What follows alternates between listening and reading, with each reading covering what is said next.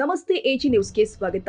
ದೆಹಲಿಯಲ್ಲಿ ವಿದ್ಯಾರ್ಥಿಗಳ ಮೇಲೆ ನಡೆದ ದಾಳಿಯನ್ನ ಖಂಡಿಸಿ ಹಾಗೂ ಕೇಂದ್ರ ಶಿಕ್ಷಣ ಸಚಿವ ಧರ್ಮೇಂದ್ರ ಪ್ರಧಾನ್ ಅವರ ರಾಜೀನಾಮೆಗೆ ಆಗ್ರಹಿಸಿ ದೆಹಲಿಯಲ್ಲಿ ಹೋರಾಟ ನಡೆಸ್ತಾ ಇರುವ ವಿದ್ಯಾರ್ಥಿಗಳಿಗೆ ಬೆಂಬಲ ಸೂಚಿಸುವ ಉದ್ದೇಶದಿಂದಾಗಿ ಹಾಸನ ಜಿಲ್ಲಾಧಿಕಾರಿ ಕಚೇರಿ ಮುಂಭಾಗ ಭಾರತ ವಿದ್ಯಾರ್ಥಿ ಫೆಡರೇಷನ್ ವತಿಯಿಂದ ಅಹೋರಾತ್ರಿ ಧರಣಿ ಸತ್ಯಾಗ್ರಹ ನಡೆಸಲಾಗಿದೆ. ರಾತ್ರಿ ಎಚ್ಚರವಿರಿ, ದೇಶವನ್ನ ಎಚ್ಚರಿಸಿ ಎಂಬ ಘೋಷಣೆಯೊಂದಿಗೆ ನಡೆದ ಪ್ರತಿಭಟನೆಯಲ್ಲಿ ನೂರಾರು ವಿದ್ಯಾರ್ಥಿಗಳು, ಯುವಕರು ಹಾಗೂ ಸಾರ್ವಜನಿಕರು ಭಾಗವಹಿಸಿದ್ರು. ಧರಣಿ ವೇಳೆ ಕ್ರಾಂತಿ ಗೀತೆಗಳ ಗಾಯನ, ಕವಿಗೋಷ್ಠಿ, ಸಾಂಸ್ಕೃತಿಕ ಕಾರ್ಯಕ್ರಮಗಳು ಹಾಗೂ ಚಿತ್ರಕಲೆಯ ಮೂಲಕ ವಿದ್ಯಾರ್ಥಿಗಳ ಮೇಲಿನ ದಾಳಿಯನ್ನ ಖಂಡಿಸಿ ಕೇಂದ್ರ ಸರ್ಕಾರದ ವಿರುದ್ಧ ಪ್ರತಿಭಟನೆ ವ್ಯಕ್ತಪಡಿಸಲಾಗಿದೆ. ಪ್ರಮುಖ ಸಾಹಿತಿ ಹಾಗೂ ಅಂತಾರಾಷ್ಟ್ರೀಯ ಬೂಕರ್ ಪ್ರಶಸ್ತಿ ವಿಜೇತೆ ಭಾನು ಮುಷ್ತಾಕ್ ಧರಣಿಯಲ್ಲಿ ಭಾಗವಹಿಸಿ ಹೋರಾಟಕ್ಕೆ ಬೆಂಬಲ ಸೂಚಿಸಿದ್ದಾರೆ. ಜೊತೆಗೆ ಜಿಲ್ಲೆಯ ವಿವಿಧ ಕಾರ್ಮಿಕ, ದಲಿತ ಹಾಗೂ ಪ್ರಗತಿಪರ ಸಂಘಟನೆಗಳ ಮುಖಂಡರು ಹಾಗೂ ಕಾರ್ಯಕರ್ತರು ಪಾಲ್ಗೊಂಡು ವಿದ್ಯಾರ್ಥಿಗಳ ಹೋರಾಟಕ್ಕೆ ಐಕ್ಯತೆ ವ್ಯಕ್ತಪಡಿಸಿದರು. ಪ್ರತಿಭಟನಾಕಾರರು ದೆಹಲಿಯಲ್ಲಿ ವಿದ್ಯಾರ್ಥಿಗಳ ಮೇಲೆ ನಡೆದ ದಬ್ಬಾಳಿಕೆ ಹಾಗೂ ಲಾಠಿ ಚಾರ್ಜ್ ಅನ್ನು ಖಂಡಿಸಿ ಅದರ ನೈತಿಕ ಹೊಣೆ ಹೊತ್ತು ಕೇಂದ್ರ ಶಿಕ್ಷಣ ಸಚಿವ ಧರ್ಮೇಂದ್ರ ಪ್ರಧಾನ್ ತಕ್ಷಣ ರಾಜೀನಾಮೆ ಕೊಡಬೇಕು ಅಂತ ಆಗ್ರಹ ಮಾಡಿದ್ದಾರೆ. ವಿದ್ಯಾರ್ಥಿಗಳ ಹಕ್ಕುಗಳನ್ನು ರಕ್ಷಿಸಿ ಅವರ ಧ್ವನಿಯನ್ನು ಹತ್ತಿಕ್ಕುವ ಪ್ರಯತ್ನಗಳನ್ನು ನಿಲ್ಲಿಸುವಂತೆ ಕೇಂದ್ರ ಸರ್ಕಾರವನ್ನು ಕೂಡ ಒತ್ತಾಯ ಮಾಡಿದ್ದಾರೆ. ಆಶಾದಾಯಕವಾಗಿದೆ.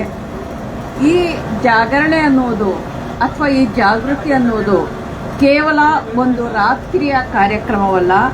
ಇದು ಪ್ರಜಾಪ್ರಭುತ್ವದಲ್ಲಿ ನಾಗರಿಕರ ಜಾಗೃತಿಯ ಸಂಕೇತವಾಗಿದೆ. ಅನ್ಯಾಯದ ಎದುರು ಮೌನವಾಗಿ ಇರದೆ ಸಂವಿಧಾನಬದ್ಧ ಮತ್ತು ಶಾಂತಿಯುತ ರೀತಿಯಲ್ಲಿ ತಮ್ಮ ಧ್ವನಿಯನ್ನು ಎತ್ತುವುದು ಪ್ರತಿಯೊಬ್ಬ ನಾಗರಿಕನ ಹಕ್ಕಾಗಿದೆ. ಒಂದು ರಾಷ್ಟ್ರದ ಭವಿಷ್ಯ ಅದರ ಕಟ್ಟಡಗಳಲ್ಲಿ ಅಥವಾ ಸಂಪತ್ತಿನಲ್ಲಿ ಮಾತ್ರ ಇರುವುದಿಲ್ಲ, ಅದರ ಯುವಜನತೆಯ ಕನಸುಗಳಲ್ಲಿ ಇರುತ್ತದೆ. ಆ ಕನಸುಗಳಿಗೆ ನ್ಯಾಯ ಸಿಗದಿದ್ದರೆ ದೇಶದ ಭವಿಷ್ಯವೇ ಪ್ರಶ್ನಾರ್ಹವಾಗುತ್ತದೆ. ಶಿಕ್ಷಣ ಅಂದರೆ ಕೇವಲ ಉದ್ಯೋಗ ಪಡೆಯುವ ಸಾಧನವಲ್ಲ, ಅದು ಸ್ವಾತಂತ್ರ್ಯ, ಸಮಾನತೆ ಮತ್ತು ಆತ್ಮಗೌರವದ ದಾರಿಯಾಗಿದೆ. ಸ್ನೇಹಿತರೆ, ಒಂದು ಸಾರಿ ನಾವು ಪುಟ್ಟದಾಗಿ ಒಂದು ವಿಶ್ವ ಪರ್ಯಟನವನ್ನು ಮಾಡಿದರೆ ಯುವಜನರು ಕಡಿಮೆ ಇರತಕ್ಕಂಥ ದೇಶಗಳು ಹಲವಾರು ಇವೆ. ಅಲ್ಲಿನ ಸರ್ಕಾರಗಳು ಮಕ್ಕಳಿಗೆ ಜನ್ಮ ನೀಡಿ ಅಂತ ಹೇಳ್ಬಿಟ್ಟು ಅನೇಕ ರೀತಿಯಲ್ಲಿ ಪ್ರೋತ್ಸಾಹ ಕೊಡ್ತಕ್ಕಂಥ ಸಂದರ್ಭ ಇದೆ. ಜಪಾನ್ನಲ್ಲಿ ಜನನ ಪ್ರಮಾಣ ಅತ್ಯಂತ ಕಡಿಮೆಯಾಗಿದೆ. ವೃದ್ಧರ ಸಂಖ್ಯೆ ವೇಗವಾಗಿ ಹೆಚ್ಚುತ್ತಿದೆ. ಕಾರ್ಮಿಕರ ಕೊರತೆಯಿಂದ ಕೈಗಾರಿಕೆ, ಕೃಷಿ ಮತ್ತು ಸೇವಾ ಕ್ಷೇತ್ರಗಳು ಸಂಕಷ್ಟ ಎದುರಿಸ್ತಾ ಇವೆ. ಅನೇಕ ಗ್ರಾಮಗಳು ಖಾಲಿ ಆಗ್ತಾ ಇವೆ. ಕೋಸ್ಟ್ ವಿಲೇಜಸ್ ಒಂಥರ ಭೂತ ಮಾತ್ರ ವಾಸ ಮಾಡಬೇಕು, ಆ ತರದ ಪರಿಸ್ಥಿತಿ ಆಗಿದೆ. ದಕ್ಷಿಣ ಕೊರಿಯಾ ವಿಶ್ವದಲ್ಲೇ ಅತ್ಯಂತ ಕಡಿಮೆ ಜನನ ಪ್ರಮಾಣ ಹೊಂದಿರುವ ದೇಶಗಳಲ್ಲಿ ಒಂದು. ಶಾಲೆಗಳು ವಿದ್ಯಾರ್ಥಿಗಳ ಕೊರತೆಯಿಂದ ಮುಚ್ಚುತ್ತಾ ಇವೆ.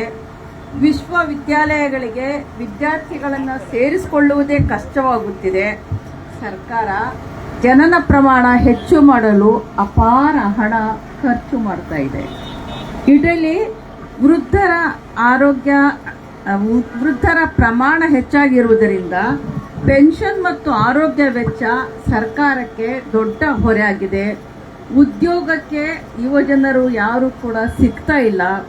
ವಲಸಿಗ ಕಾರ್ಮಿಕರ ಬೇರೆ ಬೇರೆ ದೇಶಗಳಲ್ಲಿ ರಿಕ್ವೆಸ್ಟ್ ಮಾಡ್ಕೊಳ್ತಾ ಇದ್ದಾರೆ, ಬನ್ರಪ್ಪ ನಮ್ಮೂರಲ್ಲಿ ಇದ್ದು ಕೆಲಸ ಮಾಡಿ ಅಂತ. ಹೀಗಾಗಿ ಕಾರ್ಮಿಕರ ಮೇಲೆ ಅವಲಂಬನೆ ಹೆಚ್ಚುತ್ತಾ ಇದೆ. ಜರ್ಮನಿ ಇಲ್ಲಿ ಕೈಗಾರಿಕೆಗಳಿಗೆ ನುರಿತ ಕಾರ್ಮಿಕರ ಕೊರತೆ ಎದುರಾಗುತ್ತಿರುವುದರಿಂದ ವಿದೇಶಿ ವಲಸಿಗರನ್ನ, ಬೇರೆ ದೇಶಗಳಲ್ಲಿ ಇರುವವರನ್ನ ಆಹ್ವಾನ ಮಾಡ್ತಾ ಇದ್ದಾರೆ. ಭಾರತದ ಪರಿಸ್ಥಿತಿ ಇದಕ್ಕೆ ಸಂಪೂರ್ಣ ವಿರುದ್ಧವಾಗಿದೆ. ಭಾರತದಲ್ಲಿ ವಿಶ್ವದಲ್ಲೇ ಅತಿ ದೊಡ್ಡ ಯುವಜನ ಸಂಖ್ಯೆ ಇದೆ. ಇದನ್ನೇ ಡೆಮೋಗ್ರಫಿಕ್ ಡಿವಿಡೆಂಟ್ ಅಂತ ಹೇಳ್ತಾರೆ, ಅಂದ್ರೆ ಜನಸಂಖ್ಯೆಯ ಲಾಭಾಂಶ ಅಂತ ಹೇಳ್ತಾರೆ. ಆದರೆ ಈ ಯುವಜನರಿಗೆ ಉತ್ತಮ ಶಿಕ್ಷಣ, ಕೌಶಲ್ಯ ಮತ್ತು ಉದ್ಯೋಗ ಅವಕಾಶಗಳು ಸಿಗದೇ ಇದ್ರೆ ಇದೇ ಲಾಭಾಂಶವು ಜನಸಂಖ್ಯಾ ಹೊರೆ, ಡೆಮೋಗ್ರಾಫಿಕ್ ಬರ್ಡನ್ ಅನ್ನುವ ಅಪಾಯ ಇದೆ. ಇಂದು ಜಪಾನ್, ದಕ್ಷಿಣ ಕೊರಿಯಾ, ಇಟಲಿ ಅಂತ ರಾತ್ರಿ ಇಡೀ ನಡೆದ ಧರಣಿಯಲ್ಲಿ ಪ್ರತಿಭಟನಾಕಾರರು ವಿದ್ಯಾರ್ಥಿ ವಿರೋಧಿ ಹಾಗೂ ಜನವಿರೋಧಿ ನೀತಿಗಳ ವಿರುದ್ಧ ಘೋಷಣೆಗಳನ್ನು ಕೂಗಿ ತಮ್ಮ ಆಕ್ರೋಶ ಹೊರಹಾಕಿದ್ದಾರೆ. Parvez Ahmed, AG news.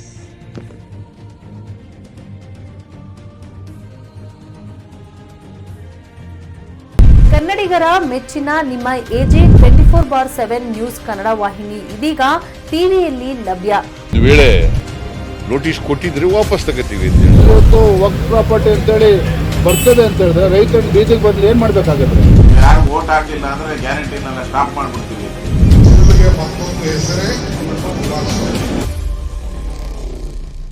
ಕರ್ನಾಟಕ ಮತ್ತು ದೇಶ ವಿದೇಶ 360 ಡಿಗ್ರಿ ಸುದ್ದಿ ಹಾಗೂ ಉತ್ತರ ಕರ್ನಾಟಕ, ಬೆಳಗಾವಿ, ಬಾಗಲಕೋಟೆ, ಧಾರವಾಡ, ಹಾವೇರಿ, ಗದಗ, ಬಿಜಾಪುರ ಜಿಲ್ಲೆಯ ಕ್ಷಣ ಕ್ಷಣದ ವಿವರವನ್ನ ಪಡೆಯುವುದಕ್ಕೆ ಎಜೆ 24/7 ನ್ಯೂಸ್ ಕನ್ನಡ ವಾಹಿನಿಯನ್ನ ಲೈಕ್ ಮಾಡಿ, ವಿಡಿಯೋಗಳನ್ನ ಶೇರ್ ಮಾಡಿ, ಕಮೆಂಟ್ ಮಾಡುವ ಮೂಲಕ ನಮ್ಮ ವಾಹಿನಿಗೆ ಸಹಕಾರ ನೀಡಿ ಮತ್ತು ಚಾನೆಲ್ ಅನ್ನ ಸಬ್ಸ್ಕ್ರೈಬ್ ಮಾಡಿ.